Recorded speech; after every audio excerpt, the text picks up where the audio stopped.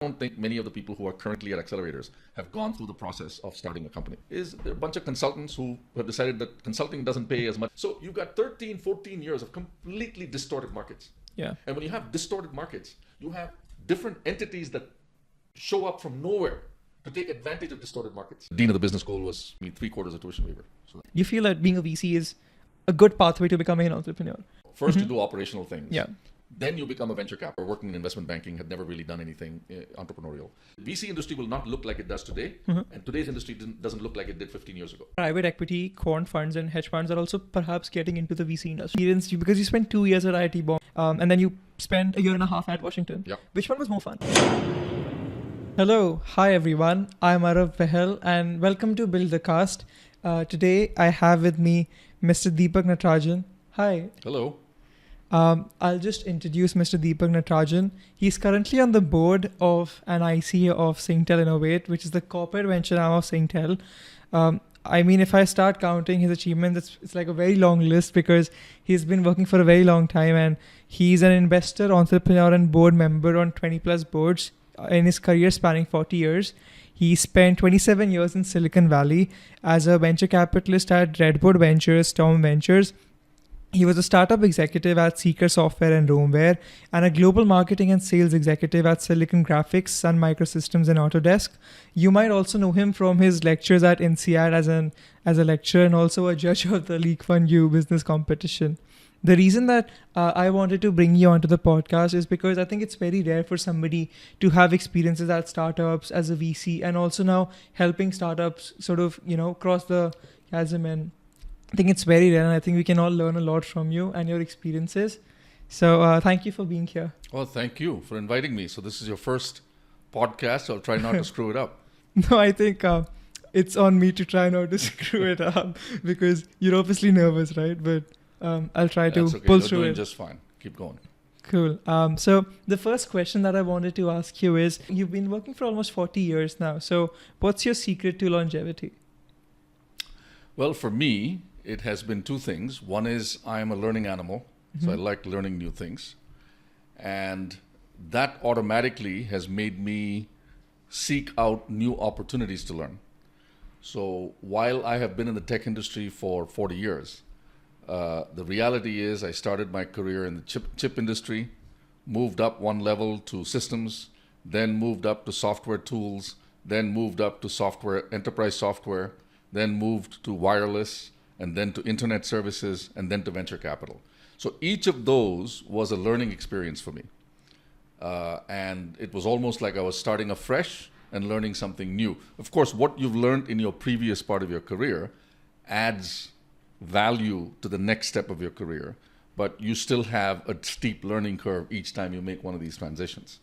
And especially in the marketing roles that I held early in my career, the first 20 years of my career, you can imagine learning a new domain, entirely new. Like Right. I knew nothing about wireless when I became VP of marketing and business development at Romeware, but I had to learn that very quickly. And that's a similar process that I went through everywhere I worked. So that kept me very interested and keen to continue to work for as long as I did. Right. And which was the most difficult transition for you?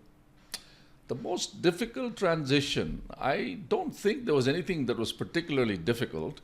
I think that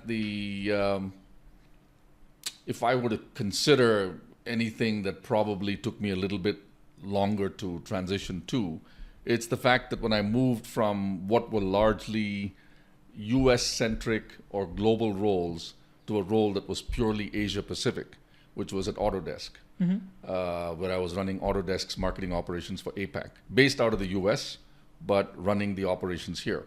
There were country managers in each country, so it wasn't like I had to make every small tactical decision. They made all that, but I was giving them overall direction, strategic direction from there. I think that was sort of an interesting transition for me because markets around the world are not the same. They're not homogenous. So the way you approach markets in Asia were entirely different from the way we approached marketing in the West. And so that took me a little bit longer. The other thing is, PC software in the 90s and even now was largely pirated. So you had a lot of users, but no customers. Nobody paid you. Nobody was paying, yeah. Nobody paid you. You just They just used your software. So the marketing job itself was not about acquiring new customers, which is the usual job of a marketeer, is to bring new leads in. There were plenty of leads. It's to persuade those leads to start paying. Right. So it was a very different job. So I'd say that one was the toughest one for me to get my arm around as I progressed through my career. Very interesting. I think, as you said, you can probably find people today who are willing to pay. It's just that, it's the exact opposite problem which we face today, I think, wherein you got people with disposable income, but it's probably tougher to get people through the door. And I wasn't really sure that there were as many people who were pirating software. I had read something about Spotify, wherein you'd seen Spotify just completely change the dynamic, right? Because everybody was downloading music on torrent back then, I think. Yep. And that was my first thing onto, everybody's pirating software, and this was like a big thing before. But I think that's gradually reduced with time, right? Well, you're talking about consumers, and I think the consumer piece is probably still pretty high on the pirated part. I'm talking about enterprises, businesses stealing software in the old days. Right. I mean, nobody paid for it because, you could walk into a largish company with hundreds of employees and they would never have actually paid and bought your software. They would have pirated it everywhere. So I'll give you an example. I was in Hong Kong in 1994, launching AutoCAD Release 13. And I just landed in Hong Kong. I went out and had a dinner. And I came back to my hotel. As I was walking back, I saw this little computer store in the corner. And so I decided, let me go in and take a look at what this guy is selling. And the main reason I wanted to do that is software is usually priced relative to the price of the hardware. Mostly because when a company hires an engineer, they have a budget as to how much they want to spend on the engineer. It may be 20% of your salary, 25% of your salary, or whatever.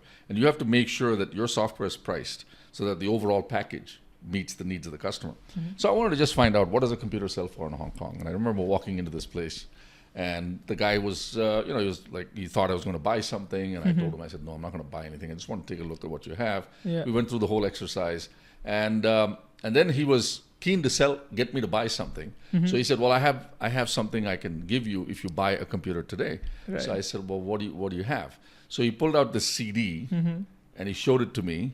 And he said, I have all kinds of applications on this CD. And if you buy a computer today, you can have any of these applications for free. Right. So I said, well, let me take a look at the CD. I want to know what's in it. Yeah. So I look at it, and lo and behold, AutoCAD Release 13 Beta was on it. Right. That's the product I was there to launch. Yeah. Oh, so he had the product that hadn't even been launched Hadn't yet. even been launched, but he had a beta copy of it so customers could use it if they wanted to. Wow. He was a really resourceful person, I must say. So, but this is what happened in those days. Yeah. 99% of software in APAC for sure, even amongst companies and amongst consumers almost everywhere in the world, was stolen. And people just used it without paying. And I remember Indonesia was a great example when we went to Indonesia to try to get them to recognize that they had a high piracy problem. The first thing they told us is, well, first of all, we don't even have intellectual property laws. And so we had to help them craft IP laws so that they could get the right laws in place so that it at least was a crime to steal software. Until then, it wasn't even a crime. Right. So what are you going to prosecute people for? And I mean, prosecute people, I don't mean individuals. You can't prosecute individuals too successfully anyway. Yeah. But I'm just talking about large companies couldn't be prosecuted in those days, in the 90s. And then the second piece was they didn't know how to recognize pirated software. So when somebody brought in a CD, they didn't know, how do I know that this is pirated? Right. And so we had to show them what the watermark looks like on legitimate software, the fact that the watermark was missing on pirated software. So all these things were, imagine that was all part of a marketing job, which I had never done before. Right. So that's what made that transition so tricky. Very interesting. And did that job actually prompt you to go to Intel Capital and be in APAC for a while? So the interesting thing there is my interest in Asia grew dramatically during that phase. And the reason it grew dramatically during that phase, frankly, was it's a personal thing, actually. So I was spending a lot of time in Asia. I was living in the US, but I was spending about 2 to 3 weeks every month in Asia. And I would see, the kids here wearing nice uniforms and going to school and being very studious. Right. And I had a son who was going to be, he was 8 years old at the time. And I thought, when he grows up, he's going to be competing against these kids. So I need to find a way to get him to the same level of commitment to education and all that. And so I just decided that we should move here when he's about 10 years old. So he could also learn what it's like to live outside the US for a while and get involved in the culture here of education being held quite important. I mean, in the US, it's never been the number one thing that people worry about, education, because the country has so many opportunities. People never thought that a college degree is necessarily the thing you need to have to move ahead. At least not as much as Asians did. Asians are very focused on that. Yeah. And even today, if you look at the US, only a third of the people in the US have 4-year college degrees. Right. Maybe another third or 40% have 2-year college degrees. And about 20 to 25% don't have any college degrees. So I wanted all that. Anyway, I was hoping to move here in 96 when the person who was running APAC, actually ASEAN, not so much APAC, ASEAN, out of Singapore was an American who was heading back to the US. So I was supposed to replace her. Well, unfortunately, for all kinds of personal reasons, I couldn't make that transition. So I continued to work in the US after that. But yeah, so that was a big miss as far as I was concerned, because then my son didn't experience that, which I think he could have benefited from. Right. But if because I think when I think about going to the school in the US, because I grew up in India, I actually felt it could be, because we looked at everything as exposure, right? So we felt if you're living in the States, you're probably growing up in this holistic environment, and we would crib about all that our parents care about is studying. We need to study all the time, but we also want to do this fun stuff that we see Americans do in videos. So what do you think then American schools really focus on? Well, that's a big source of concern for many parents. I don't think the U.S. school system has done well to prepare Americans for the jobs of the next century and the jobs of the future and all that. Clearly, there are pockets of excellence, and part of that comes from the American culture of experimentation. I mean, the school down the street could be experimenting with, they have charter schools and things like that, where they could experiment with different kinds of education. So I think the American school system as a whole probably has a long way to go to catch up with other countries.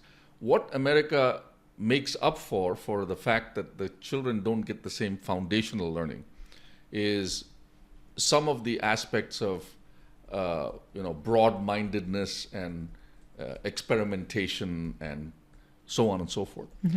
I wish I could say that they also somehow manage to encourage critical thinking. I don't think so. There's a long way to go for that. Right. But by and large, I think what makes America America is this spirit of experimentation, the Wild West kind of thing. It doesn't matter if you try and fail. People don't hold it against you.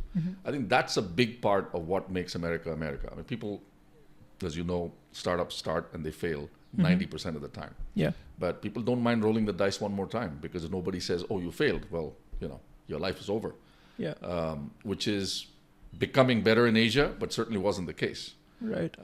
Even 20 years ago, even 30 years ago, let's say, if you failed at something in Asia, people held it against you. It's like, "Oh, you failed." Yeah. And so we probably can't trust you anymore because you failed that one time. And so people didn't want to go out and start, and young kids didn't want to go out and start companies. They were perfectly happy living in the glass-fronted offices at Citibank.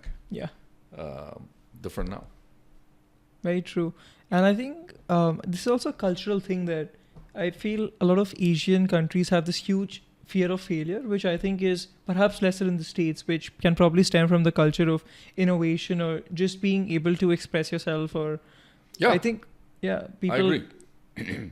Which is definitely interesting to see, because if we can then somehow combine the Asian values of, working hard and being maybe a little thorough at school, and then also combine with that a little bit of risk taking and taking calculated risks, not wild west, but some amount of that I think could perhaps be the sweet spot with both of the cultures. Well, it is happening here slowly but surely. But would you say NUS has it? Sorry? You do work with NUS, right? So do you feel you've seen it at NUS? Not so much NUS, but I would say in general in Singapore. I mean, when I moved here in 2008, it was very hard to even find entrepreneurs who are willing to, hang out the shingles and say, I'm going to do something different. But over time, it has improved. I mean, the whole Block 71 experiment has worked out to a reasonable level. I mean, it's not, bringing the next Facebook or anything like that anytime soon. Right. It may happen. It's just going to happen overnight. Yeah. But it's made great progress in the big advantage of a Block 71 is it's sort of a microcosm of Silicon Valley. The reason why Silicon Valley works the way it does is it is packed with people who are willing to take risks and shoot for the moon, and they sort of encourage each other. So it's that encouragement, knowing that you're not alone in trying this crazy thing. So it's the environment? Pardon me? Is it the environment? It is the environment. To a large extent, that makes a big difference. And Block 71 has done that because, you're not a startup sitting in on one street where everybody else around you is in glass and steel buildings. You're in a group of people at Block 71, all of whom are these little companies with 3 guys running around trying to make something happen. Right. And that's encouraging in itself, that you know that you're not alone. Yeah. You can try to do something and hopefully you succeed, right? So that environment has caused many youngsters in Singapore and US NTU grads to not consider the next Citibank as the first job out of school. They are willing to try something different. Maybe it's not even the first job. Maybe the first job is something like that. Maybe they go join a Google or they join a Microsoft. But then within a couple of years, this idea that, okay, I can go do that too, becomes part of their thinking. And just one of them needs to decide on an idea that he or she wants to pursue for 2 or 3 of them to leave a Microsoft or a Google or an AWS and go start something. So that's happening in Singapore. And I think whether that succeeds like it does in Silicon Valley, I don't know. That may take a while because Silicon Valley wasn't born yesterday either. Yeah. And so we'll see. Very interesting. And I'd like to sort of change what we're talking about now. I want to talk about what happens behind the scenes in a boardroom. Because you've been on so many boards, right? I think you were at 10 boards at Intel, and then I think you've been on 10 more. How many have you been on actually? Like the number I've on lost internet track now, changes. but let's say some number around 20 sounds right. Okay. Because Sounds even reasonable. at Intel, I was on 10 boards. Prior to that, I've been on boards. Post that, I've been on board. So around 20 should if be... I pick a number around 20, I should be right in the ballpark. If I count it up now, it'll probably be pretty close. Right. Whether it's 18 or 22, I have no idea. So first thing in boards is, you need to understand what a board does. Aside from meeting once a quarter and having nice donuts, what do you actually do on a board? The board has 3 responsibilities. The first, and I actually wanted to read out a definition of corporate governance because that is one of the big things the board does. Okay. And when you tell people corporate governance, they have a general idea what that means, but they don't really know, okay, what does that mean in reality when you're on a board? So the definition, which is from one of these chartered governance institutes or whatever. So corporate governance is the system of rules, practices, and processes by which a company is directed and controlled. Corporate governance refers to the way in which companies are governed and to what purpose. It identifies who has power and accountability and who makes decisions. So it's about people, purpose, process, and performance, right? So that's one of the first things a board is supposed to do, is provide that sort of governance, okay? The second thing a board is supposed to do is to provide strategic guidance to the management team. Why? Because, when your nose is up against it every day, you're running a company, you kind of sometimes miss out on the big picture.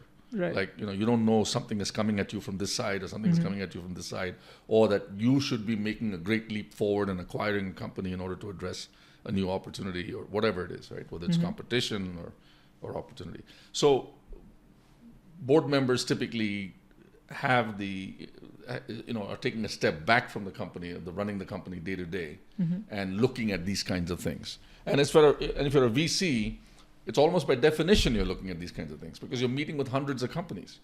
And between 2 board meetings, you might have met with 50 companies, 1 or 2 of which suddenly alerted you to the fact that one of the companies in which you've invested might have an opportunity to work with another company to further its prospects. So that's the second strategic guidance part. The third part is also, I would say, slightly more operational, but very important. Again, a step back. You hire the right people. The CEO, the CFO, all those people are typically hired by the board. You have to get board approval to hire a vice president level person in a startup, right?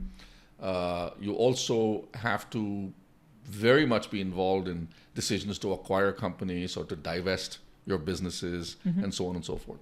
And of course, in startups, as you know, startups pivot all the time. Right. They start off thinking that this is the target market or the target idea, and the next thing you know, reality hits, and they go, okay, well, that's not it. I got to do something else.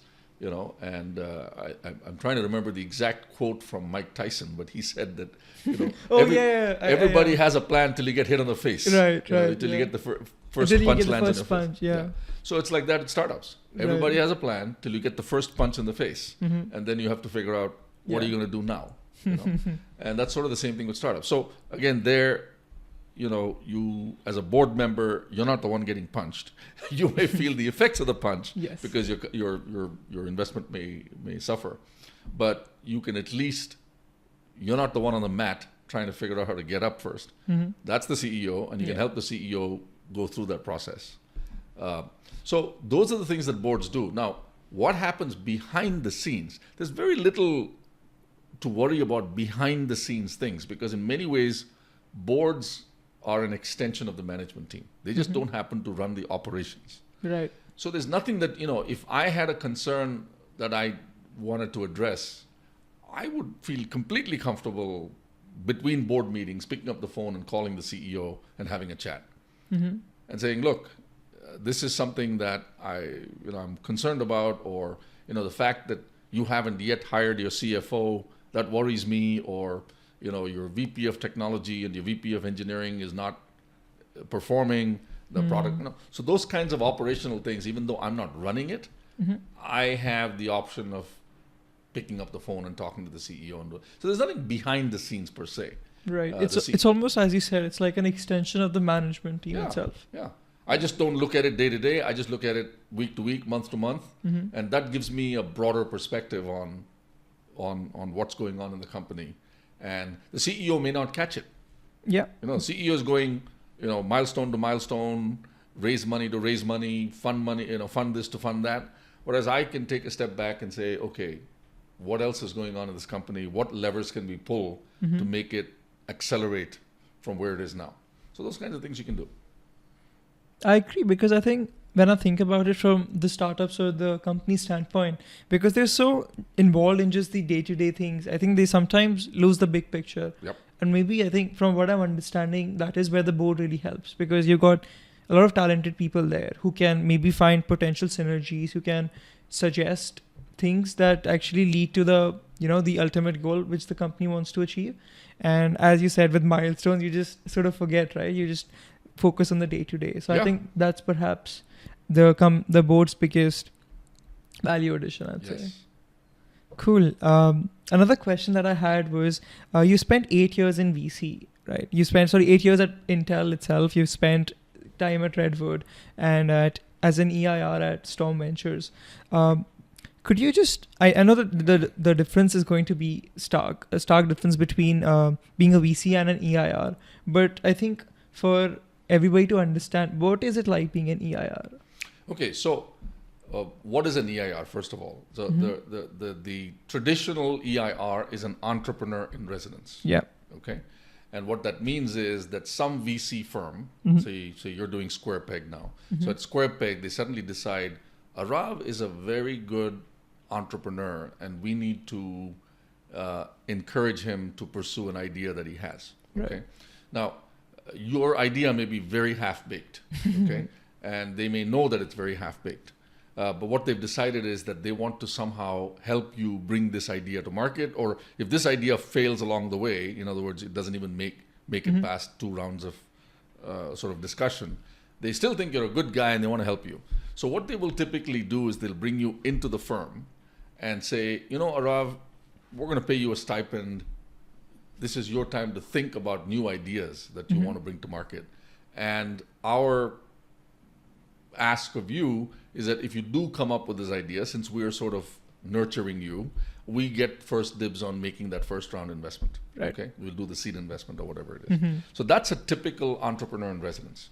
And then there was a modification of this called executive in residence, Okay. which also happened in Silicon Valley in the 90s when I was there, 80s and 90s, where this wasn't so much that they liked the entrepreneurial idea, but they found an executive who had worked with them or whom they knew who wanted to be involved more with early stage companies. And that person would become a good coach, could help a young entrepreneur like you say, okay, I've got an idea, but how do I bring it to market? And that person could come and help. So you had both these models percolating in the valley in the 90s and 2000s. And so in my case, I didn't have an idea. I didn't go into Storm Ventures saying, I've got this great idea. Right, I want to build bake it, in the... What they did for me, as much as a favor to me as anything, was said, we like you, why don't you come in and see if there's any portfolio company that you want to go work for. Right. And until you find it, you can be part of the team here and look at new companies coming in, because that may be where you find the idea you want to go join. So you were essentially part of the investment team then for a well, bit. technically, I didn't have a vote or anything like that. Okay, I was really just, you can think of me as sort of a part investment team member, part business development type guy. Okay. Where I was working with some of their portfolio companies on businesses, on strategies to grow the business, whether it's a sales and marketing approach or this or that. And then on the other side, I was seeing new companies coming in through the door and being part of the team that met with them and did some due diligence for the partners to either to say, yes, we should pursue this more seriously or not. So I was doing both of these. And, unfortunately, at the end of 9 months, Storm, by the way, was founded by 4 people who were associated with Stratacom. That's why it was called Storm, STRM. Okay. STRM was the stock symbol for Stratacom when it floated on the NASDAQ. Right. So they called it Storm Ventures. So, and it was a networking company. And I had no real depth of knowledge of networking. And so all the companies that were coming through the door were also primarily networking type companies. So after 9 months, it was obvious that I wasn't going to find anything that would be appropriate for the portfolio. For me to go join it as an executive. So I think it was a decision after 9 months that, okay, this is not going to work the way we intended. So I carried on and it was fine. I was still very much in touch with all those guys. But I think the model, that I mostly see today is more of, the entrepreneur first sort of approach. Or you have IC now, of course. You've got Iterative in Southeast Asia as well. So you've got these accelerator sort of programs more now. Yeah. So which one? What do you think are the pros and cons of each? Of sort of being an EIR versus being a part of this accelerator, which probably gives you a bit more of the environment, or is the EIR environment more conducive? I think if you have an idea, then it probably might make sense to go with an accelerator. Okay, only because you can get actual people who are dedicated to help you make it happen. In a typical VC, when you join as an EIR, it's not as though they have an HR person and a VP of engineering and a product management person who can all sort of meet with you every day and help you polish up your idea. Right. You're sort of doing this pretty much by yourself. Okay. There may be one partner who might help you with the principle, but there's no VP of engineering type or this or that. Right. I mean, there are exceptions. Storm had people that were, because of their networking backgrounds, who could bring a lot more value to people who did this. So they had a company called Airspace that grew entirely from within Storm, etc. So that can happen. But that way, I'll be honest, I'm not a great fan of the accelerators that I have seen so far. Okay. And I don't want to say anything terribly controversial, but I don't think many of the people who are currently at accelerators have gone through the process of starting a company. And I don't want to use any controversial terms. Yeah. But let's just say that the most important thing when you're advising a startup CEO is to have at least walked in his or her shoes once. And if you haven't walked specifically in his or her shoes, you've at least been part of an executive team of a startup. What I find with most of these accelerators these days is there are a bunch of consultants who have decided that consulting doesn't pay as much as doing this. Right. And so I'm going to now hang up the shingles and pretend that I know how to start a company. Okay. And again, I didn't want to say something controversial, but I've already said it. But that's exactly how I feel about it, because I've met some of the accelerators and I've met some of the people who run them. And I haven't felt that any of them actually had walked in the shoes of a startup CEO. Being a consultant is not being a startup CEO. When you're a consultant, at best, you're going to put up an idea, which the CEO who has contracted with you to come up with the idea now has to implement. Right. So, being 20 years a Bain consultant or a McKinsey consultant doesn't make you a startup anything. And so you cannot advise a startup anything as well. So that's where I think these accelerators are I'm not very much in favor of accelerators. Interesting. Let's talk a bit about consulting then. There are things that I obviously like about consulting. I feel that from what I've heard from other people, because I haven't ever been a consultant myself, I think it's very good learning for the first few years for sure, because you get, I think, access to a lot of resources. You probably learn a lot very quickly, and some people do speak really highly of it. But sometimes I feel that are the skills really transferable? Like, is somebody who spent 10 years at McKinsey really well suited for a startup role? No. I think if you spend 10 years at McKinsey and you haven't already made partner, there's something wrong with you to start with. Okay. Because in consulting firms, you're up or you're out within 2 to 5 years. Okay. Either you're a really bright guy or gal, and they have moved you up to a partner level. And I don't know the 5 years. I don't know. I haven't kept track of all these new time and job things that happen. But I would generally say investment banking and consulting are two professions where if you're really good at what you do, you're going to move up very quickly. The speed at which you move up the organization is very quick. You're not going to be sitting and doing PowerPoint presentations 5 years into your job as an investment banker. You're either going to be very good and they're going to move you up quickly so you're doing deals, or you're going to be on your way out, to do something different. Same thing with consulting. So I would say if you continue in consulting for years and years and years, you're more likely to end up in a large company. And I say large, mid-size, I don't care, whether I'm just talking about company with hundreds to thousands to tens of thousands of employees, not 2 employees sitting in a shack trying to figure something out. Right. Or even single-digit, double-digit companies are not for consultants, in my opinion. I don't think that they can pull it off. There are exceptions to the rule. I've seen exceptions to the rule. But I would say, by and large, no. I would say if you want to be a consultant, be a consultant. If you want to be an entrepreneur, try early to get operational experience. Giving advice to other people is not operational experience. Yes, because you're not really doing it yourself. You're not doing right? it. You're just saying it. Yeah. I mean, everything in life, going back to the Mike Tyson thing, right? You have a plan, and that's what a consultant gives you, a plan. Yeah. He never gets punched in the face because he never actually sits down and tries to bring that plan to fruition. And when you get punched in the face is when you realize that, oh, now this is something I didn't think about. So now how do I react to that? That you only get when you are an operational guy. You ran a marketing campaign. You thought you're going to do this. Well, it didn't happen. Now what am I going to do?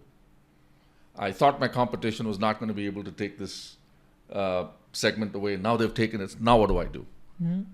If I'm a startup company and I have a great piece of software that does, and this happened, right, a lot in the 90s. If I have a niche piece of software that does supply chain management, and then SAP announces their supply chain management module. Right. Now the reality is they may not even be ready to ship it for 6 months to a year. But when a large company like SAP says, "Oh, we have something as well. We have something that we're announcing it today, but we won't be shipping it till the next release in 6 months to a year," it freezes customer decisions.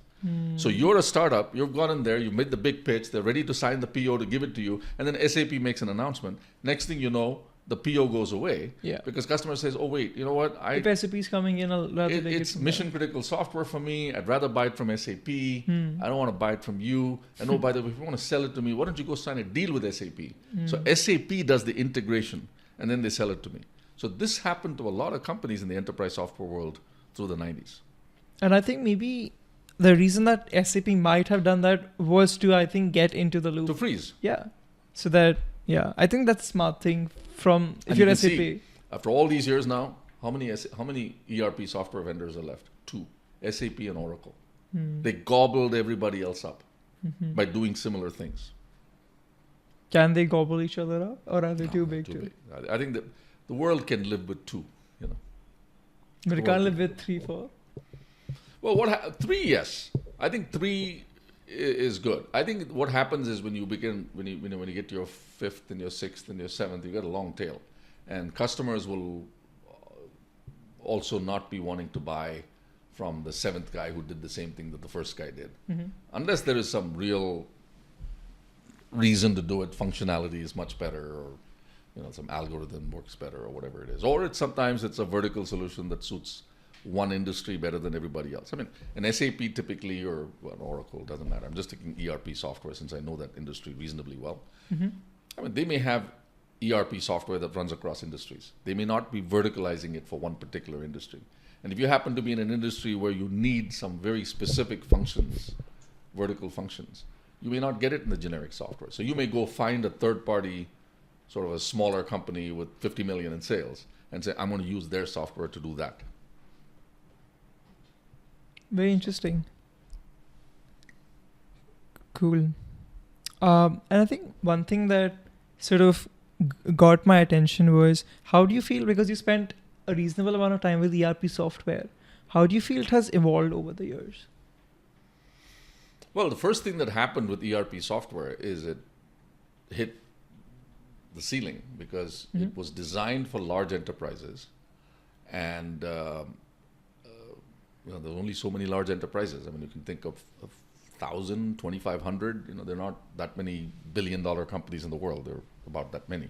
And then what do you do after everybody has bought a piece of ERP software? What are you going to do? So they had to go to mid-market, and then it just so happened, I think, that right about the time when ERP companies, the Oracles, the Red Pepper softwares, the Bonds, the SAPs, when they all were starting to feel this pressure that, okay, we don't have our total available market has been achieved, or whatever, or not quite achieved, but they could see the ceiling. The internet came along, so a lot of their software got re-architected for people to access online, right? So if you look in the early 90s, PeopleSoft was the leading HR application. Well, to run PeopleSoft, you couldn't do diddly squat with it. You had to, an HR person had to sit and enter all, you still filled out the paperwork saying, this is my employee information, this is what I do, this is what I did, this is how much money, whatever, this is my address, this is personal information. And then the HR person sat and typed it all in. Okay. Now, when the internet came about, well, first of all, that was riddled with errors, as you can imagine. I'm giving you information, you're typing it out. Yeah. So there's all kinds of errors. So when the internet came about, one of the companies I worked for, Seeker Software, had come up with the idea that, hey, this is really an employee self-service application. Why does an employee have to fill out a paper form saying what benefits they want, what the 401k should be invested in, and give it to an HR person who then goes and types it into PeopleSoft? Let the employee type it in himself or herself. And so Seeker, for example, developed the first suite of what they call employee self-service applications. So the employee, as soon as you enrolled, you went to your office, it said, oh, welcome, Arav. Now, here are the 3 things on your plate you need to do to be fully enrolled as an employee. And so you started off by giving them the personal information, then you chose your benefits, then you did whatever else you wanted to do. And all that was driven by you, right? So that was the first step in making ERP applications more widely accessible. Now it was not a back office application. It wasn't just a system of record. Now the application is more usable by everybody. Now this is also the era when Salesforce automation happened and all those things, right? So you can see that happened. Now with cloud, that's taken it one step further. So instead of saying, okay, ERP is for 1,000 companies, it went to 5,000 companies, now it's like 50,000 companies. You can literally swipe your credit card and use the functions of an ERP system online. Right. So that is how ERP systems have evolved. They are now easily usable, not by micro businesses, but I would say by small businesses. So I think you went from enterprises to large to medium businesses to small businesses, and now they're really, 50% companies can now use an ERP online, on the cloud. Yeah. You know, So it's just become a lot more accessible now. much more. Companies can get automated. Companies don't have to run on spreadsheets anymore. That's the bottom line. Yeah. Whereas in the old days, that was your modus operandi. You just went straight into a spreadsheet. Excel was winning. Excel was it. Yeah. You sent your invoices from Excel, you did this, that. And even Microsoft, you can see they have their own little small business ERP app. Mm-hmm. I forget what it's called now. But so you can get online and use Microsoft 365 or whatever it is, and 360 or whatever it is, and then you can use all these small business apps. All of which was not available in the old days. And when I say old days, I don't mean like 50 years ago, even 20 years ago, you couldn't do these things. Right. And could you talk a bit about how the cloud has actually made all of this so accessible? Well, the first thing is just, companies don't have to spend money on the infrastructure required. Right. That is a huge win. The entry cost is the biggest bugaboo when it comes to running these apps. Okay. People have to buy the infrastructure. They have to have an IT guy. They have to make it fully available. They have to make it accessible, yada, yada. So all that cost, entry cost, has been removed. So you can literally start, you're a 6-person company. Mm-hmm. You're a 20-person company with 3 sales guys. Yeah. And your 3 sales guys can have Salesforce automation tomorrow. It's not like the old days where you said, I have to get an ERP system, I have to buy a server, and then I've got to install the software, and then I've got to give role-based security. All that is gone now. Mm-hmm. You just go in and enroll your 3 sales guys, and from day one, they are on a Salesforce automation system on the cloud. Yeah, I think that makes a ton of sense. Huge difference. Yeah. You can start a company and not worry for 1 minute about what accounting software do I use, what Salesforce automation do I use, what this, what that, what project management do I use, because all of that is just running on the cloud. You just enroll with one of the hyperscalers. They've got a long, app store. And then you pick the application from the app store you want to use. It sets up a separate instance for you. It's fully secure. Bang, you're off and running. Yeah. I think the Google guys are trying to catch on to, this startup train, because I feel most startups today use AWS, if I'm not mistaken. Well, they have the largest market share. Yeah. Azure is second. And then you've got Google running the race. But as I said, 3 is perfectly reasonable number of competitors in most spaces. I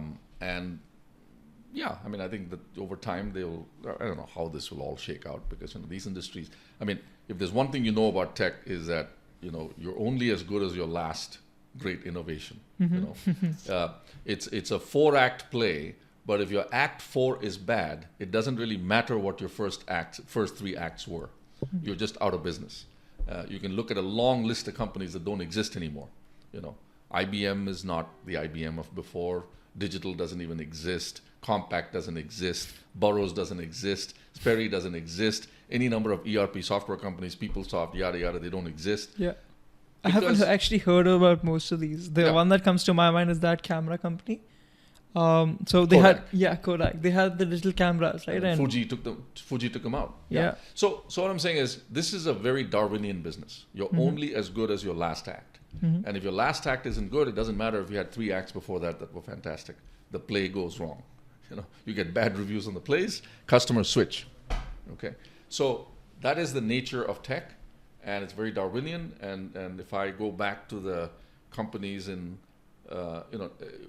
when I go back to 1981, the year I moved to Silicon Valley, and I don't know which year they started publishing this, but there used to be a list called the Silicon Valley 150. It's still there. It's still there. It's not published by the San Jose Mercury News anymore. Okay. It's published by some Lonergan, somebody or the other. If you Google it, it'll probably still show up. This is June. Yeah, so they should have published last year's SV 150 by now.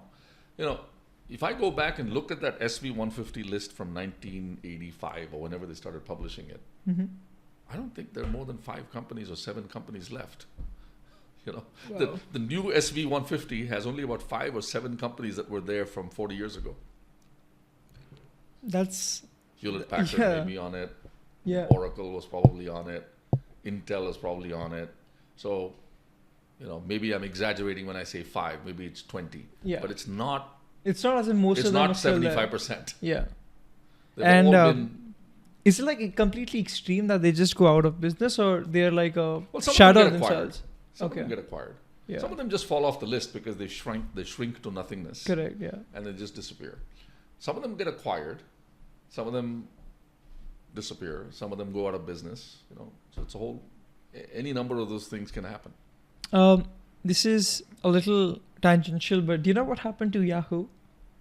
Because I think my dad had this Yahoo account, and then just Gmail came, and I never saw anybody use @yahoo.com or even the search engine for that matter. I still use Yahoo. Really? Yeah, I still use Yahoo. Okay, so it does exist. Oh yeah, it still exists. Okay. Yahoo is a real company. It still exists. It went through and I've lost track, frankly. It went through all these acquisitions, spin-outs, and this and that, and I don't know all the stuff that's gone through it. But it's very much a real company. It still runs. We can look it up before the end of the show. But it's a serious company with serious revenues. Yeah. Okay. Yeah. Do you know what the business model is right now? Is it Well, they still sell internet services. You know, Okay. Yahoo Mail. right?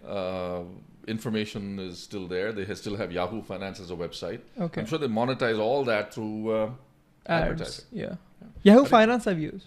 Sorry? Yahoo Finance. So Okay. they have like, the stock listings and stuff. So you can Exactly. download it for Python when you need to do that. Yeah. So while you're So- thinking of your next question, I'll tell you what Yahoo's revenues are. Go ahead. I mean, the next question that I actually wanted to ask you was, do you feel that being a VC is a good pathway to becoming an entrepreneur? Because I've heard like extremely extreme opinions on this, wherein some people feel that it's a great thing to do because, you're essentially talking to entrepreneurs all the time and you get access to these great ideas that you can learn yourself from, or you can find good people who perhaps you can join when you want to start up on your own. But then I think the core tenets of starting a company are essentially doing sales, talking to people, and knowing how to sell is one of the most important things if you're CEO, or maybe if you know a lot on the product side, which is probably if you're starting a tech company, you've been at Google, Meta, some of the bigger ones, and you've been in a PM position or at a good startup.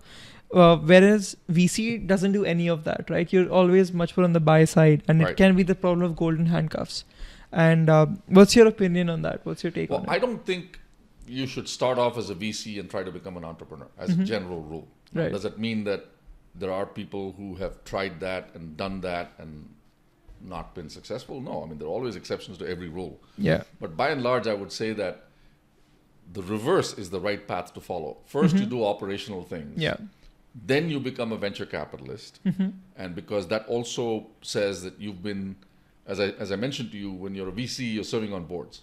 When you're serving on boards, you're trying to help a CEO. Right. It helps to have walked in the CEO's shoes for you to have some credibility with the CEO. I've served on boards with people who had never been operational. They had only been VCs right from the day they graduated from high school, from college, or they were working in investment banking, had never really done anything entrepreneurial. And I can tell you that, at least in my experience, the CEOs would turn to me for my advice when they hit a fork in the road more often than they would the other guys. I mean, I won't mention any company names here, but I had invested in an Israeli company back in the 2000s. And I remember the CEO used to call me and say, well, we have the board meeting on Friday, but the board and I would like you to come and join us on Thursday so that we can have a knockdown, drag out discussion with you about what we want to take to the board. Because if you agree with it, then we know we're pretty comfortable that we have the right idea. But if you don't agree with it, then we want your help to fashion it so that we can take it to the board. They didn't do that with any of the other guys. And the reason that you think they did that with you was because you had that operational experience that Yeah, they because I respected. had been to certain forks in the road. It doesn't necessarily mean it's the same fork that they had hit. Yeah. But it gave them confidence that since this guy has navigated a small company decision that could be critical in one way or the other, having his voice in the room is going to be useful to us. Now, I'm still in touch with that CEO, by the way. You should ask him. And the fact that he's still in touch with me says that he found some value in what I did. Yeah.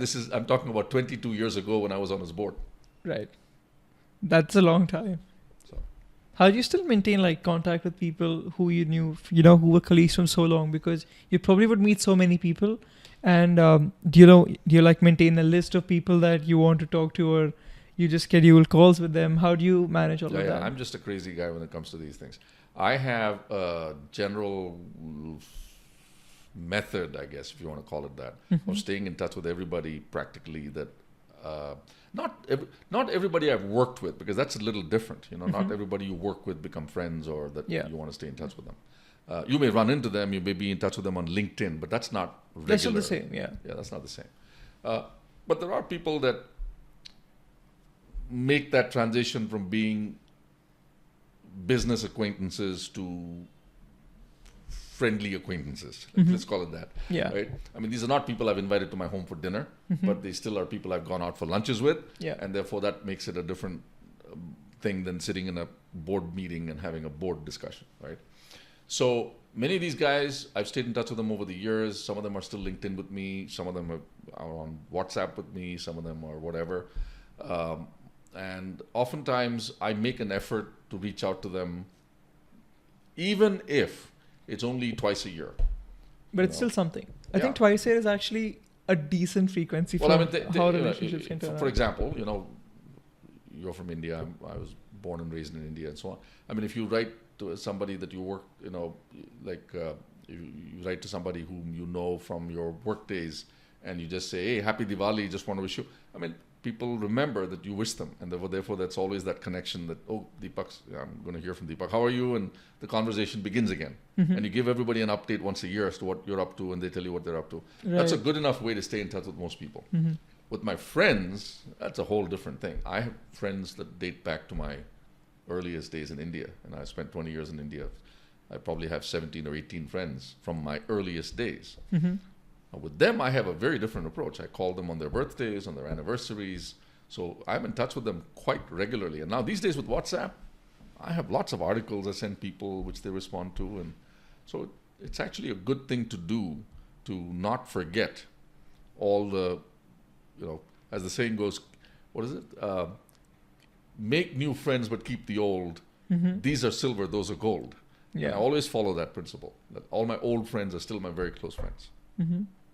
I think that's very good advice, because I think especially when you're sort of navigating your career and when there's no reason left to talk, I think most people sort of lose that touch. But I think it just feels a lot nicer to talk to friends from when you were really young. It almost brings back those memories, right? When you're like very young. So whenever I'm talking to my school friends, I can really relate to, I think, what you said there, because it's always this really nice feeling. And I think we sometimes talk about what we used to do at school, and it just really brightens your day, so to say. Yeah. Very interesting. Let's talk about your college days, because I think you did your education exclusively in the States. Not really, but go ahead. Where else were you? I thought it was you were at Berkeley and you were at University of Washington for engineering. Yeah. So first of all, I graduated from high school in 72. Okay. And then I decided to go to IIT, but without getting into the details of it, I decided to spend a year in St. Xavier's College in Bombay before I went to IIT. Okay. So I spent a year just goofing around in town, which mostly because my friends were all doing that, and I felt like going off to Hawaii was not what I wanted to do. So I just persuaded my parents to let me goof around for about a year. So I did that, and then I took the IIT entrance exam, and I went to IIT in 74. And then something strange happened, which is in 75, Indira Gandhi declared the emergency, June of 75. And my dad was quite rattled by that. He felt that India might be taking a step back. And people who grew up when he was 18 when India gained independence. So he had seen the country go from British rule to democracy, and then he suddenly felt that this was a big step back, that Okay. he couldn't, because it is still a fledgling democracy. I mean, in 19 years in a country's life is not anything. You know, it's been through 300, 400, 500 years of domination by outside external forces. So it was 19-year democracy. So he felt that, okay, it's fragile. Who knows what's going to happen? Maybe she'll become a dictator. Maybe something will happen. Whatever it is. So he was pretty keen that I pursue my future elsewhere. I mean, that was as simple as to say it. He didn't have any particular thing. He just said, you know, who knows how this is going to go? It'd be better for you to figure out if you can find a future for yourself elsewhere. And so that's what motivated me to apply to a bunch of schools. And I got into University of Washington. And I was very lucky in that, even though I did get into other schools, I was very lucky that of all the schools I got into, University of Washington was the one that said, for the 2 years you've done in IIT Bombay, We'll give you credit. we'll give you full credit. Okay. Okay. And the only thing they didn't give me credit for was that I had taken a course in computer programming, Right. but that was on an old Minsk computer from the Soviet Union. So they said, which was Fortran programming, batch-oriented Fortran. So they said, no, that won't work because we do interactive programming in BASIC. So you're going to have to come here and repeat that one course. But that's the good news. The good news is, for 2 years in IIT Bombay, I got 2 years off in the University of Washington. And so I just started as a third-year student, as a junior, as they call it, the junior and senior year, right? Yeah. So I started as a junior, and I worked through the summer. So I finished my undergrad in 18 months. Okay. So I started in January 77. I finished in June 78. So you just speed ran it. I just sped through it. Yeah. And then when I got to the fall of 77, I decided I would get a master's degree. So again, serendipity, you know, I mean, it's strange things happen. I was actually more interested in getting an MBA than a master's in engineering. Mm-hmm. And so I'd applied to business schools. I got into some business schools. Berkeley was one of them. Mm-hmm. And I was asking for money because in those days, you know, scholarship, there was no assistantship scholarship for MBA students. Not that there is now. Even now, it's very hard to get money if you want to go to business school. Yeah. You can't get financial aid.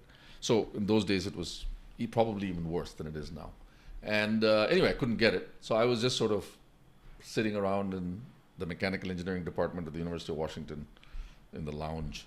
And one of my professors, Crackton Depew, he came and I'd taken a thermodynamics class with him and I'd done very well. So he was asking me why I was looking a little off color. And I said, you know, this is what happened. I got admission, but I have no money.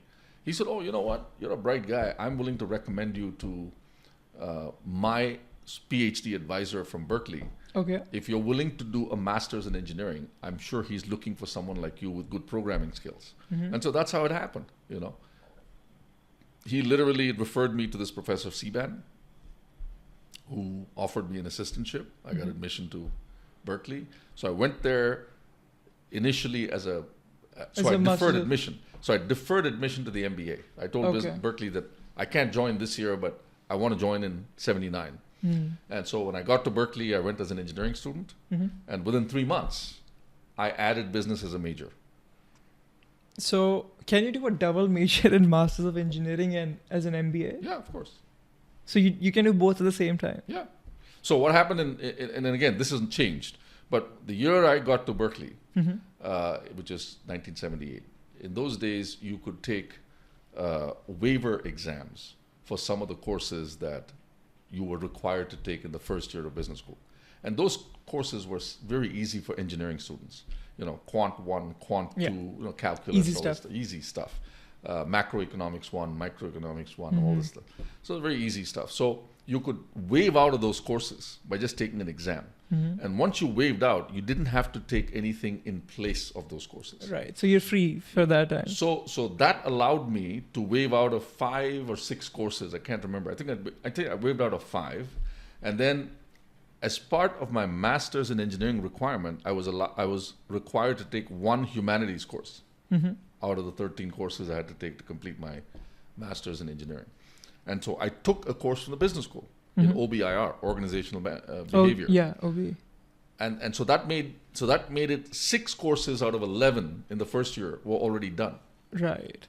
So I only had to do 5 courses of the first year, to catch up. and then 9 on the second year. Huh. And I did all that just like I did the previous for engineering. I did all that within 4 quarters. Okay. So I got my master's in engineering and my MBA in about 2.5 years. Nice. That's really cool, actually. Well, it saved me money. Yeah.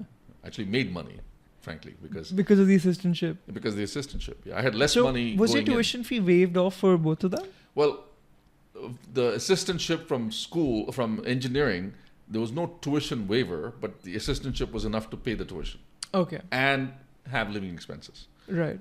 The business school, when they offered me, after I got admission and showed them that I could complete soon, the dean of the business school finally gave in. I'd asked him 2 or 3 times and he had said no, but I think the 4th time when I went to him and said, look, I've waived out of these courses. I just need 3 quarters of tuition waiver. Mm-hmm. And I'll complete my MBA. He gave in and he gave me 3 quarters of tuition waiver. So that was it. Right. So, so you didn't get waiver for the Masters of Engineering, but you were able to pay that off. And for the MBA, you were able to negotiate a waiver. Yeah. That's pretty cool. And does that happen still? Does that still happen today? Or I don't think so. I think now they don't have these kinds of programs anymore. And because, the first thing that's happened is Berkeley has broken out the business school and made it almost a private school. Okay. I mean, it's still part of UC Berkeley, Mm-hmm. but it's called the Haas School of Business, Yeah. funded by Haas, who's founded Gene Levi. Haas, I'm Levi. guessing. Yeah. Levi founder. Oh, The Levi is it- family, I should so it's not the F1. No, okay. no. Okay. And so, it's become a completely different ball game now. Berkeley's business school is not what used to be called the Berkeley Business School. Now it's called the Haas School of Business. Right. It's almost like a pseudo private school. If you look at the tuition, it's 40,000 or 45,000, which is way above what a California resident would pay to go to any other department in Berkeley. But the Berkeley School of Law and the Berkeley School of Business, and maybe there's one other, I can't remember, they have sort of become pseudo private institutions within Berkeley. Mm-hmm. So they charge almost the same tuition as, not Harvard, but maybe the 6th or 7th most expensive business school in the US. So it's a little different now.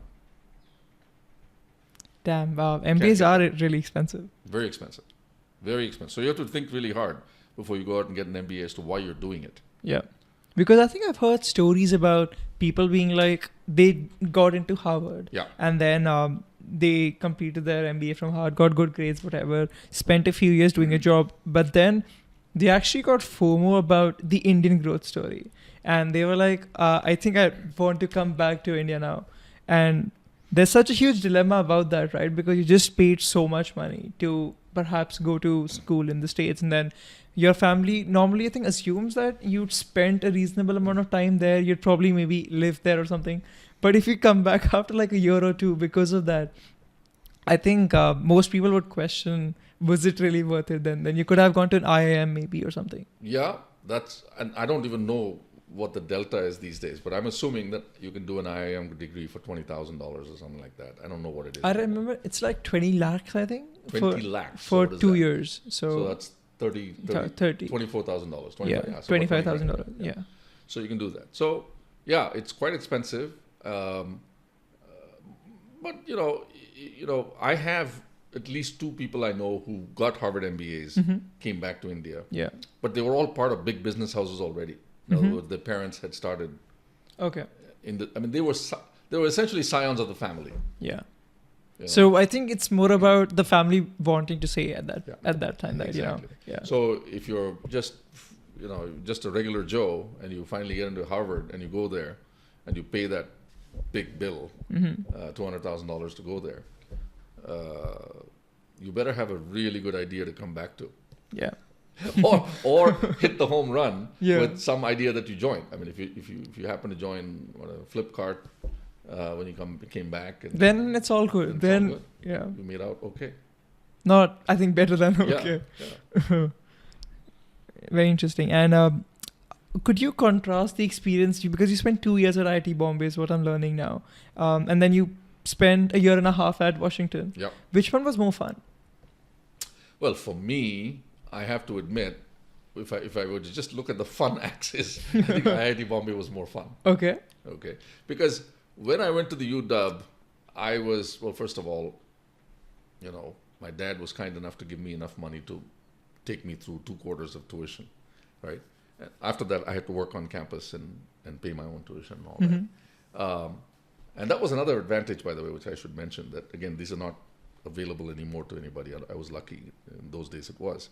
So when I went to the UW, if you worked for the state of Washington for 20 hours a week, which is considered a half-time job, then you were classified as a resident for tuition purposes. Oh, okay. So when I went there, for the first month, of course, I didn't know which end was up. So I was very focused on my schooling and trying to make sure that I didn't screw that up. Yeah. The good news is, at the end of my first month, when I did all my midterms, my first month midterms, and there are usually 2 midterms than a final, and I did all the midterms, I got 4 O's and everything. So that means I'd done way better than I wanted to do. Okay. At that point, I said, okay, I don't need to be studying this hard. Let me go get a campus job. So I got a campus job as a dishwasher first as a dishwasher, and then that was 10 hours a week, and then I got another 6 hours a week selling the newspaper stand at the University of Washington Student Center, and then I got another 6 hours a week at the game center where I was playing pool. I was a reasonably good pool player, so alumni would come in on Sundays. They'd want somebody to play with, so they would pay me to play with them. Really? Yeah. That sounds like the dream job. Yeah, it was a dream job, but it was 6 hours a week. And mainly for me, I had to get over the 22-hour thing. So it was 10 plus 6 plus 6. And so I managed to make enough money to pay my tuition. And because my tuition went from $5.23 a quarter to $2.23 a quarter or $2.20 a quarter, I was able to pay that too. So all that, what it did for me is, it wasn't that it wasn't fun. I was learning new things. I was in a new country. It was all, fun and games. And it was the first time really I'd left India and gone to the West. Yeah. The only trip I'd made out of India in my first 20 years of life was I went to Nepal in 1972 with my school field trip. Yeah. So I'd never been outside India. So this was all fun and exciting as well. But in IIT Bombay, I had no responsibilities. I just went to school, studied, dorms, had fun with your friends. Bunch of idiots like me, and that was it, right? And some of those idiots are still friends of mine, and still stay in touch with them. But once I went to UW, I grew up very quickly because I had to go to work and wash dishes, and just imagine I was a vegetarian in those days, and I was working as a dishwasher in the cafeteria. Meat dishes would show up and I had to clean them. Yeah. It was all stuff that, it's okay. It's all part of growing up. But yeah, those were not fun days in that way. So. Right.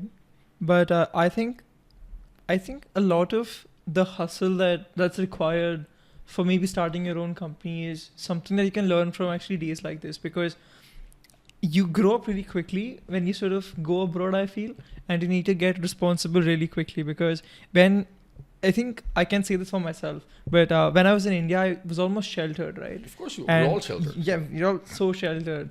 And you basically, your parents are doing most of the stuff for you. You just, I think, as we talked about the fun axis is like really up there because you barely have any responsibilities. And I actually see myself actively become more irresponsible when as soon as I land in India, I'm probably a lot more irresponsible versus when I'm here. Exactly. I basically outsource everything to my parents. I outsource all of my responsibilities to my parents. Yeah. So, I think it's a good feeling. But the thing is, simple things, right? When you live, you pay your bills. You have to pay the utility bill, or the guy's going to turn off the lights. When you live in India, you get a traffic ticket, your dad can call somebody and get it fixed for you. Yeah. None of that works when you're living overseas.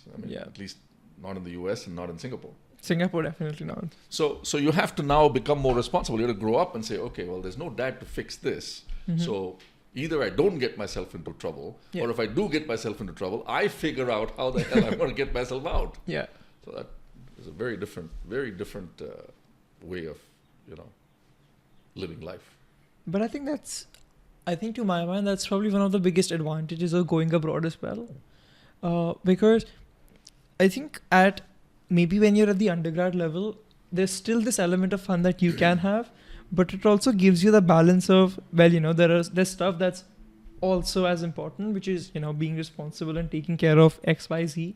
I think which can get difficult, or it can feel like a completely, your world can just go here and there because of the culture shock if you were to go for an MBA outside, because you were then sheltered for a lot longer than an undergrad kid was, because if you go as an undergrad, you were like 17, 18. But I think the flip side to that is also that then you might just stay abroad, then you might not come back to India, which is, I think, what a lot of my relatives fear, that they feel like, you'll come back to India, right? And I'm like, I don't know. And, that's when they get scared. They're like, why do you want to stay outside? But I think most of the MBA guys do end up going back to India. Well, the first thing is I'm a firm believer in the immigrant experience, because I've gone through it myself. I've seen a lot of my friends do it. Even today, I think 80% may be too high, but I would say 70%, 2/3 of my friends are immigrants to the US. Okay. 2/3 of them, easy, right? So only 1/3 of the people I know whom I'm in touch with as friends are people who were born and raised in the US. Everybody else has come there from somewhere else.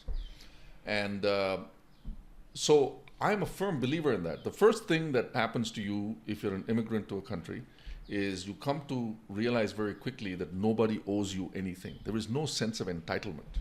Yeah, it just goes away completely. Yeah, this is not your country, so they don't owe you anything. So what are you going to do about building your life up from wherever you are when you land there?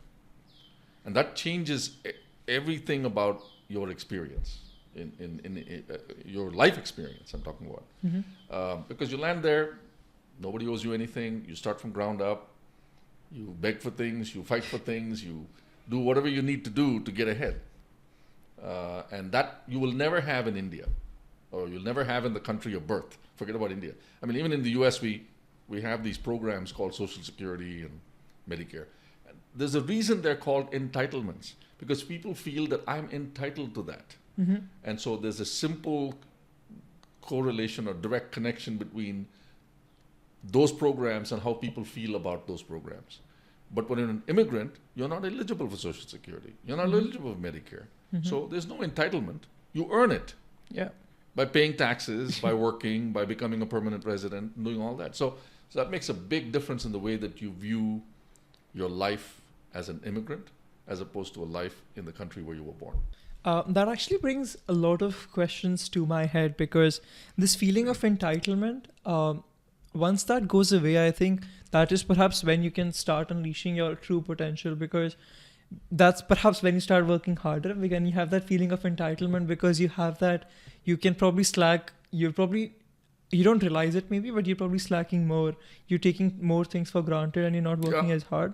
And I think I've observed this in European countries quite a lot, because I was just talking to a few people who actually come from Europe, and what I just noticed very naturally was that they expected everything to be free. When I told them that you actually have to pay to go to a good uni, they were like, why do you need to pay? You shouldn't have to pay much. It should be sponsored by the government. And that's how they think about most stuff. They feel that if you can't afford food, you should be able to get it for free, and the government should provide anything. And if I'm not making enough money, it's the government's job to support me. And if the government can't do that, it's the government's failure and not mine to put food on the table myself. And I think this feeling of entitlement probably should not be there. And I think this is from a very geopolitical standpoint, but I think it could lead to the downfall of Europe. And I think we probably are seeing some of that already. Well, that's a big question which I don't even want to get near, because that is the whole debate between societies that have evolved around high taxes and high benefits, right, versus a country like the US that says we're going to keep taxes relatively low. I think the US is still a high tax country. California is, for sure. Some states are even worse, but even the US, relatively high tax country compared to Singapore, compared to Hong Kong, compared to other places. But lower benefits, lower taxes, more freedom to spend your money, et cetera, et cetera. So there's all those things. And of course, lower benefits, right? Yeah. So, but the US does have a social security system. It does. So people who really fall through the cracks will have some money to live on at the end of the day. So that's a whole can of worms that we probably should not unpack that. well, only because there is no right or wrong answer. Each society has to decide. I will go back to a different conversation in a different context, where we're sitting here in Singapore, and I remember in 1994 I was flying back to the U.S. on a Singapore Airlines flight, and Lee Kuan Yew, who's the founding father of Singapore, was on being interviewed by Lou Dobbs, who was a CNN guy in those days, and he's like a bulldog guy, he keeps banging on you. Yeah. And to cut a long story short, let's forget about the entire interview, which in itself is very interesting. But the last thing that Lee Kuan Yew tells him, because he keeps bugging him about why Singapore is so restrictive, and you put so many, like a dictator and this and that. And Lee Kuan Yew tells him that, look, you know what, America is a great country. I have a lot of respect for America, but in your country, you have the freedom to burn your flag. You have the freedom to buy a gun, but you don't have the freedom to put your 4-year-old on a bus in the morning and know that he or she will return unharmed. Yeah. He said, in my society, we've made different choices. You don't have the freedom to burn your flag, my flag. You don't have the freedom to own a gun, but you do have the freedom to put your child in a bus at 10 in the morning, or 6 in the morning, or 7 in the morning, and know that he or she will return unharmed. Each society makes its own choices. Each society makes its own trade-offs. So it's as simple as that. And I think that's what every society has to decide. You want to pay high taxes and get high benefits? You want to pay low taxes and leave more space for human effort to get ahead? I guess we'll find out sooner or later. Well, right now it is clear that Europe has a much more, quite, quote, socialist bent than the US ever had. Right. And now that the US is going into such deep deficits, I cannot imagine how it can develop a socialist bent. It has no money. Yeah. It can't spend any more money on Medicare, Medicaid, and all these other programs. So it's going to cut back, if anything. So my son's generation is not going to get Medicare or Medicaid that even I'm going to get. And I'm not going to get as much as, the generation that retired 25 years ago. Mm-hmm. The US system is definitely very interesting because it's, I'm not exactly sure about how they sort of ran Medicare and how it worked, and can you really change it for generations? Because I think it could lead to outrage, right? If you suddenly start well, again, it becomes an entitlement at some point. So you have to change it early enough that people don't feel that they're entitled to it. How do you and what is the entitlement? What is the source of the entitlement mindset? It's that people say, I have paid into the system. Correct. So you owe me the money back. Exactly. Well, so if you tell them early enough that they don't have to pay into the system, now they're on their own, then there is none of the entitlement. But so do they still pay lesser taxes then? Yeah, they would have to, right? Because instead of paying 7.65% of your income into what is called FICA, which is Social Security, and Medicare. Right. These are taxes. Yeah. 6.2% goes into Social Security, 1.45 goes into Medicare. Of your income? Of your income. Okay. And then the company matches it. It's very similar to Singapore. Singapore has a employee contribution towards your CPF, and then the company contribution. Same thing in the US. Okay. It's equal, 7.65% each. You can tell them, okay, you take your 7.65% and put it into a personal savings account, personal retirement account. So then don't expect the government to give you any retirement in the future. Yeah. Okay. So then you just sort of tell people early enough, maybe when they just started to earn. Yeah, so if you're 20 years old today and the government said that's the way it's going to be for you, then you're still fine because there's no expectation mismatch. So for 40 years of your life, you've done your own thing. You set up your own 401k and whatever it is called, and whatever they call this thing in the future, and then you can't go to the government and say, but I paid in. Well, you didn't pay in. Right. I actually have like a question on which I'd want your advice, and it's a bit about AI, and I think we should talk about AI for a bit now. I'm not a very knowledgeable guy on AI, but I'll be able to at least pontificate if not anything else. So. No, I mean, but you still have probably been seeing some developments with AI, especially because I think with Singtel, I think Singtel might have made some investments in AI. What I want to understand from you is, if you're trying to understand what country you want to spend time in, you probably want to make that decision sooner rather than later and have like a rough plan about how you want to go about doing things. And if you're somebody who's in their 20s and they want to build something in AI, would you say that SF is still the place to be, and they should go to SF and try to start up this company? Or are places like India, Singapore, who might have more tech talent available? Well, India probably has more tech talent, but Singapore also has the resources to maybe support you. Or we saw Mistral coming out of Paris, which is quite unexpected. But you still feel that SF is the place to be? Well, so the two things I would say about starting any company. Most important thing you're looking for initially is talent. Mm-hmm.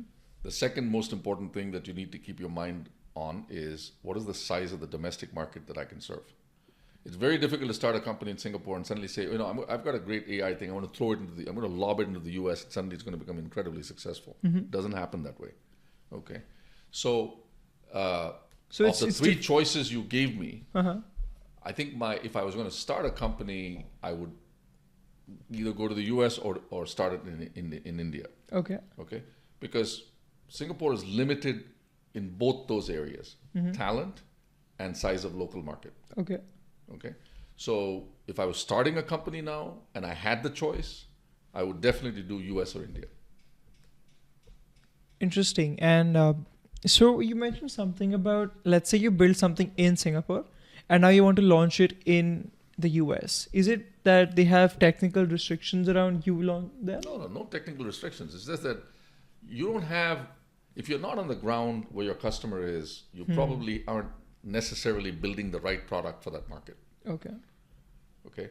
So launching into new markets is a trick in itself. I mean, even well-established companies, take Autodesk, right, where I used to work. Well, Autodesk's biggest competitor in those days was a company called Intergraph. Mm-hmm. They were based in Huntsville, Alabama, which is in the deep south. They never thought of themselves as a global software company. Mm-hmm. Never. And they had this really good product called MicroStation, which was as good as AutoCAD. Okay. But because we always saw ourselves, Autodesk always saw itself as a global company serving engineers and draftsmen all over the world, we did simple things. We used 16-bit programming, etc., so that the product was ready for Asian languages. The product was ready for European languages. So AutoCAD gained market share in these countries so quickly that MicroStation was practically shut out. Okay. So, and that is partly because they were sitting in the US thinking as a US company. And the same thing is true when you're anywhere else. If you're trying to enter a new market, you have to think about being a global, what is it? What is the expression that often comes? Think global, act local, or some such thing. There's some such expression that's often used. Okay. What that means is, you think globally when you're building a company, right? But when you're in Japan, you behave like a Japanese company. Okay. Serve your Japanese customers the way you want a Japanese customer expects to be served, not the way a US customer expects to be served. Japanese customers expect a very high level of service, extremely high level of service, and they deliver a very high level of service. I don't know if you've flown Japan Airlines, but when you deal with a Japanese company, it on a scale of 100, you will rate their service 100, and if you don't, in the high 90s. Okay. They're the benchmark for great service. Okay? And then I would say the US is probably, depending on what you're talking about, the US again is not uniform, but I would say it's probably in the 70s. I'd say, Europe is probably in the 50s. I have terrible service in Europe in most situations that I've been as a consumer. Now, I've never bought any European product where I got bad. My VW, which I bought, my first car, had good service. Delivered in the US, of course. But, and then, of course, I don't know about India and all that. I think it all depends. Again, when you go to India, you can't miss the fact that you've got 10,000 people waiting on you to do it for the smallest thing. Yeah. So it feels like good service in some ways. But And sometimes it's also claustrophobic. I Yeah. always tell them, just leave me alone. I'll call you if I need you. You don't need to be breathing down my neck, telling me that you want to serve me. I already know that. So that's what I look at. But Japan is just incredible. what's different about what they do? I have never been. They're customer focused. They don't just talk about customer focused. They are customer focused. Everything they do, they anticipate what you need, and if they have not been successful in anticipating what you need, they will get it to you ASAP.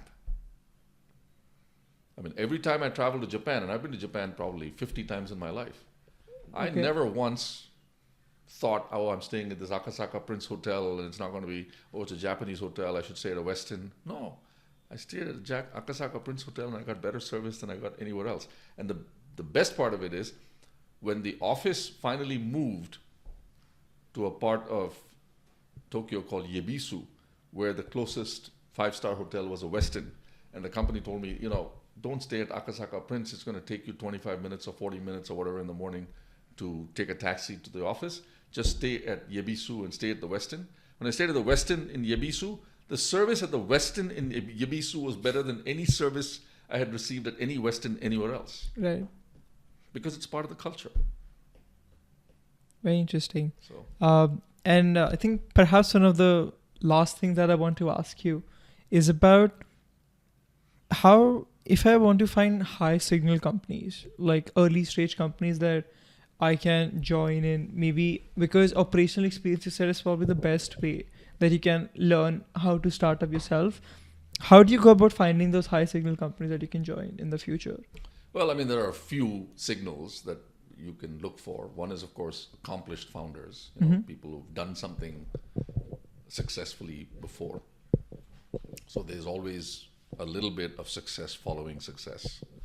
The second thing is, just like, when companies hire, why do they hire from IITs and Stanford and Berkeley and Harvard? Yeah. Because they have done the hard work of sifting through the large number of applicants and finding the good ones. Correct. And putting you through the mill. And that in turn sharpens you even more than not having gone to those top universities. So it's the same thing. So looking for that. And then VCs play a good role too, because they do meet, the average VC invests in one company out of 100. And maybe these days the ratios are even worse than that, because there are so many companies being formed. Yeah. But I remember in the old days in the Valley, I used to have a friend who worked at Norwest Ventures, which is one of the top venture firms in those days. Now it's not so much. It's not certainly in the top 20. But he told me, he said, our ratio is 1 to 135. 135 companies come through the door, we invest in one. That's the ratio, right? So a top-notch VC firm would do that. So if you have a list of the top 25 VC firms in the universe or in the region you're in, if they have put money in, you should feel reasonably comfortable that there is some due diligence that went into that. Hopefully. And that's the thing. You never know. Unless it happened in 2021. Well, you never know, because sometimes, the VC business is a portfolio business. Yeah. Okay? You take a few flyers and you take a few safe ones. And you hope that in the end, one flyer pays off and all the safe ones deliver 2x on your money. Yeah. And so your fund overall delivers 3x or 3.5x, which is what most institutional investors expect from you.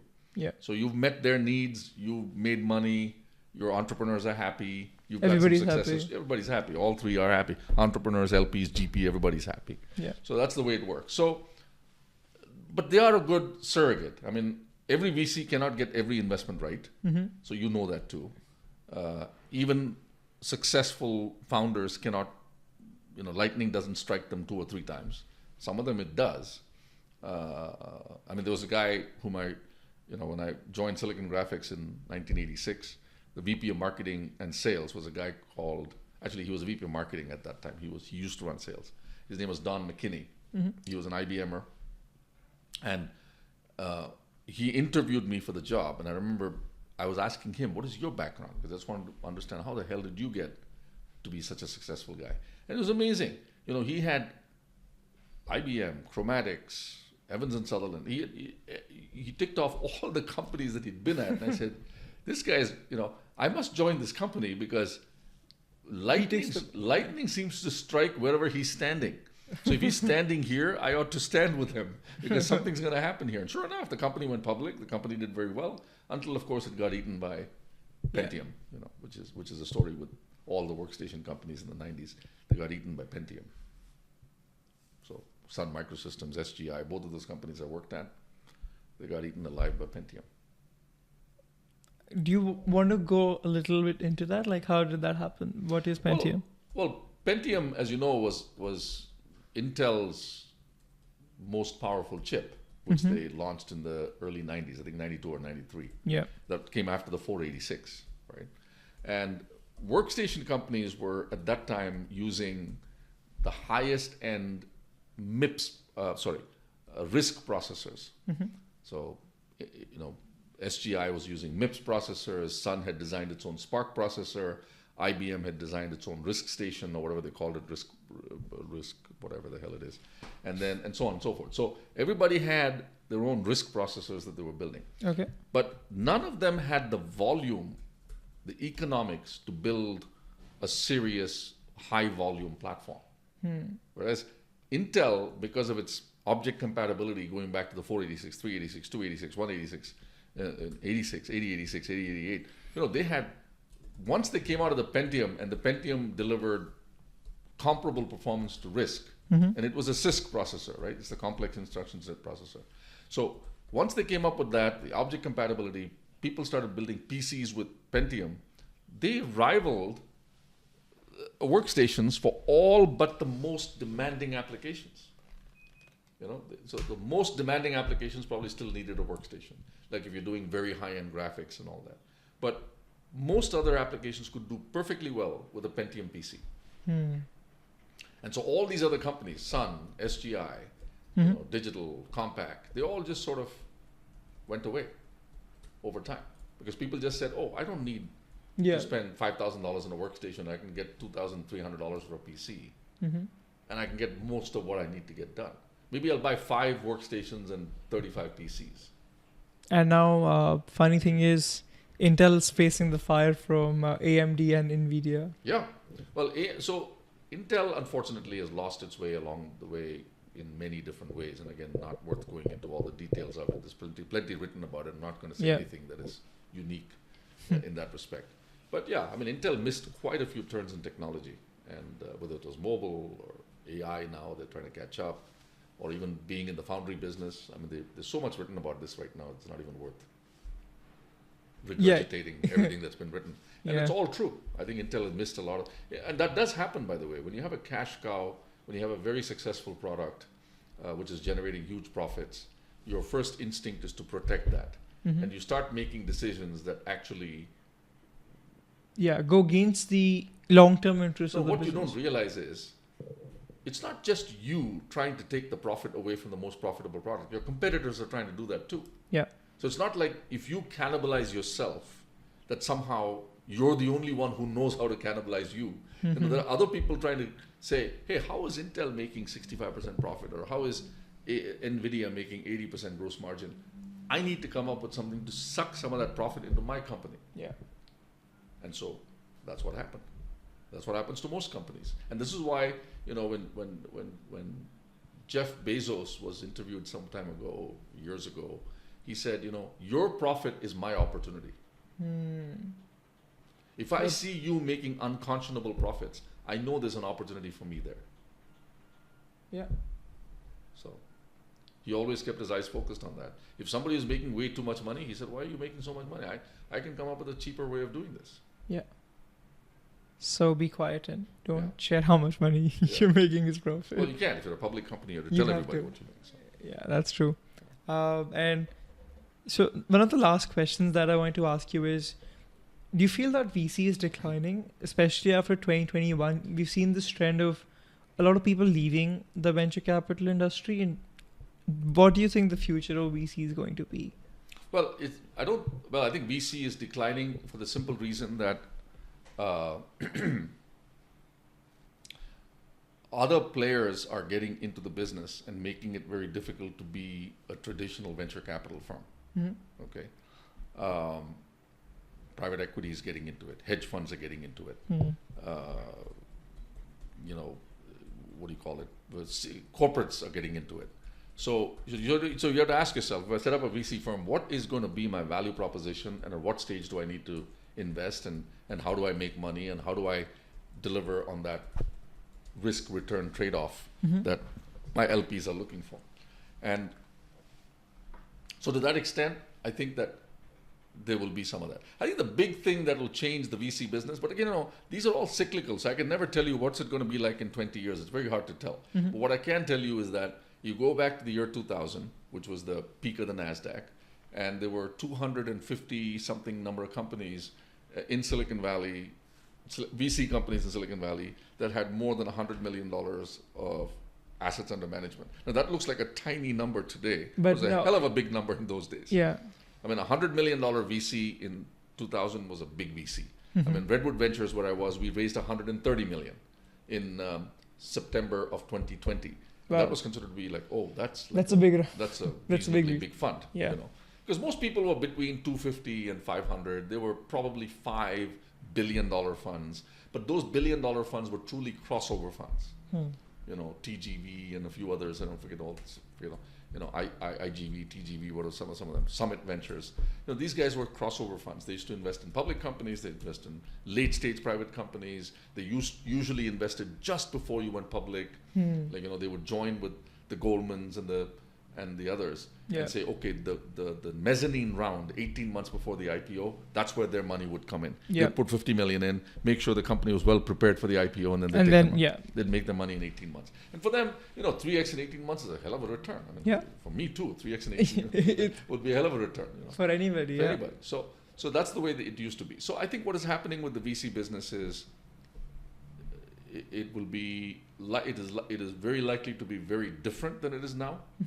It is likely to be smaller than it is now. Like even smaller than 2024? Because it's already shrunk quite a bit. No, it'll be smaller. Because see, the reason it's going to be smaller is very simple. There are a lot of first-time funds that are still alive, and they will be alive for 6 more years because they all raised money in 2020 or 2019. Yeah. It's 5 years now. They still have 5 years left. So when they finally sink is when the numbers will actually start falling. And the reason I wanted to give you that 2000 example is in 2000, there were 250 something funds in Silicon Valley that had 100 million or more. By October 2022, which is the low of the NASDAQ, right? It continued to fall. And by the low of the NASDAQ, that number had fallen to less than 112. Wow. I remember this number because it was in the San Jose Mercury News. They said there's only 112 funds left which have more than 100 million in assets under management. So it's actually fallen quite a bit then. Yeah. So more than half those funds disappeared by 2022. Same thing will happen now. In maybe 5 years from now. Yeah, so 5 years from now, you're going to start seeing, first of all the first-time funds will not be able to raise money because they would have not delivered the returns that they would expect it to.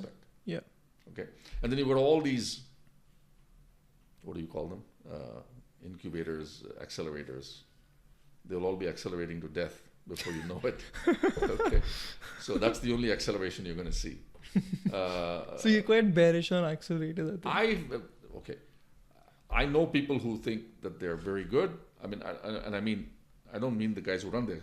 I know people who are looking at accelerators and saying they're very good, and I have no doubt that some of them will do well and survive and all that.